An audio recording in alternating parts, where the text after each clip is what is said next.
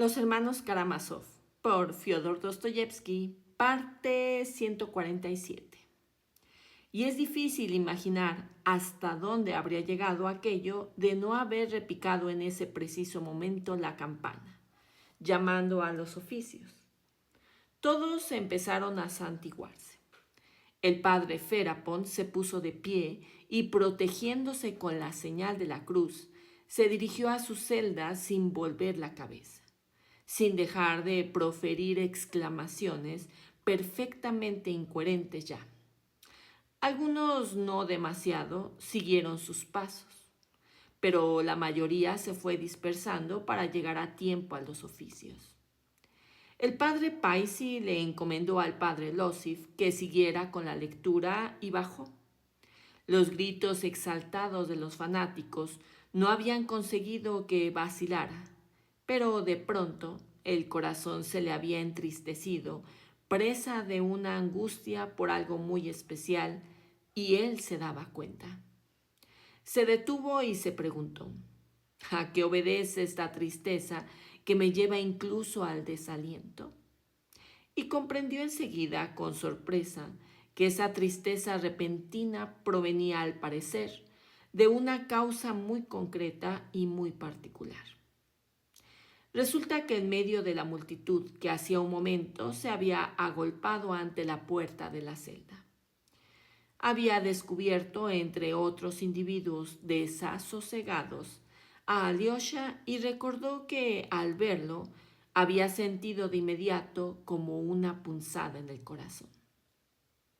¿Será posible que este joven signifique ahora tanto para mí?, se preguntó, súbitamente asombrado, justo en ese momento. Alyosha pasó por su lado, como con prisa por ir a alguna parte, aunque no al templo. Sus miradas se cruzaron.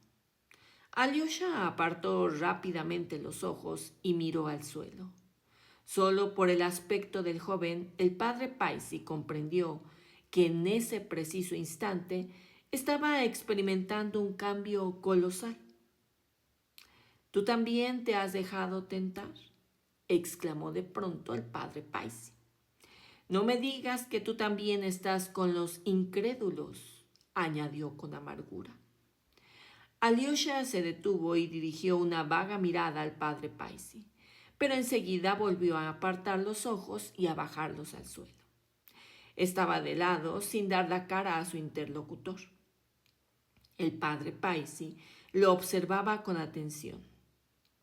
¿A dónde vas con tanta prisa? La campana llama a los oficios, preguntó de nuevo, pero Alyosha seguía sin dar una respuesta. ¿No será que te vas del asceterio? ¿Sin permiso? ¿Sin una bendición? De pronto Alyosha forzó una sonrisa y dirigió una mirada extraña, muy extraña, al padre que lo estaba interrogando, aquel a quien había sido confiado en el momento de su muerte por su antiguo guía, por el antiguo amo de su corazón y de su pensamiento, por su bien amado Starets. Entonces, súbitamente, sin una respuesta, hizo un gesto desdeñoso, como si no le importara en absoluto el respeto. Se dirigió a buen paso al portón del asceterio y salió. «¿Ya volverás?», susurró el padre Paisi, siguiéndolo con la mirada, amargamente sorprendido.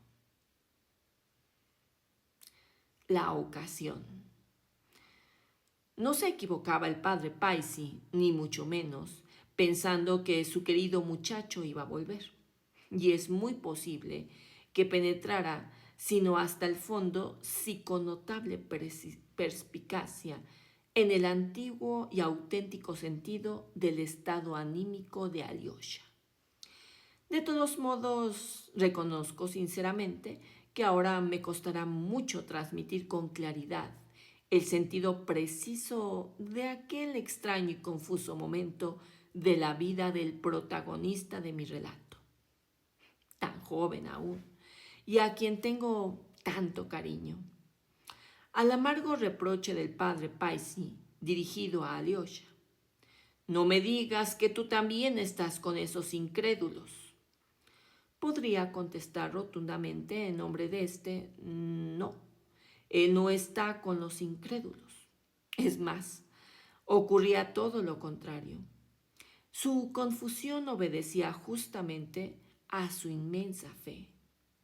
Pero de todos modos, esa confusión existió y fue tan dolorosa que incluso mucho más tarde, después de mucho tiempo, Alyosha seguiría considerando aquel triste día uno de los más aciagos y penosos de toda su vida. Si alguien me pregunta abiertamente, ¿es posible que toda esa angustia y esa desazón surgieran solo porque el cuerpo de su starets, en vez de producir curaciones de forma inmediata, sufrió por el contrario una descomposición prematura? Le responderé sin vacilar. En efecto, así fue. Le pediría únicamente al lector que no se apresure a burlarse del puro corazón de mi joven. Por mi parte, no solo no tengo intención de pedir perdón por él, ni de disculpar o justificar la ingenuidad de su fe en razón de su juventud, por ejemplo, o de sus escasos éxitos en los estudios que había cursado hasta entonces, y etcétera, etcétera, sino que pienso hacer más bien lo contrario y declaro firmemente que siento un sincero respeto por la naturaleza de su corazón. Sin duda alguna, otro joven más cauteloso con sus impresiones íntimas, capaz ya de amar con calor, pero sin arrebatos, alguien cuyos pensamientos, aun siendo atinados, resultara excesivamente racionales y por lo mismo de escaso valor. Para su edad, un joven así, digo, habría podido evitar lo que le ocurrió a mi joven. Pero lo cierto es que en algunos casos es más honoroso dejarse llevar por la pasión. Aunque sea insensata, siempre haya nacido de un gran amor que resistirse a ella. Y más todavía en la juventud, pues un mozo demasiado razonable a todas horas no es muy de fiar y es poco lo que vale. Así es como lo veo yo. Pero replicarán seguramente las personas sensatas. Es imposible que todos los jóvenes compartan tales perjuicios y su joven no es un ejemplo para nadie. A lo cual, por mi parte, respondo sí, mi joven creía con una fe sagrada e inquebrantable, pero con todo no voy a pedir perdón por él. Verán, aunque haya declarado más arriba, acaso con excesiva precipitación, que no pienso dar explicaciones, ni pedir disculpas, ni justificar a mi héroe, me doy cuenta de que, de todos modos, es necesario aclarar algunas cosas para la ulterior comprensión de la historia. Quiero decir lo siguiente. No era cuestión de milagros. Su impaciencia no obedecía a una frívola espera de milagros. Alyosha no los necesitaba entonces, de ninguna manera, para el triunfo de determinadas convicciones, ni para que cierta idea previa, preconcebida, se impusiese rápidamente sobre otra.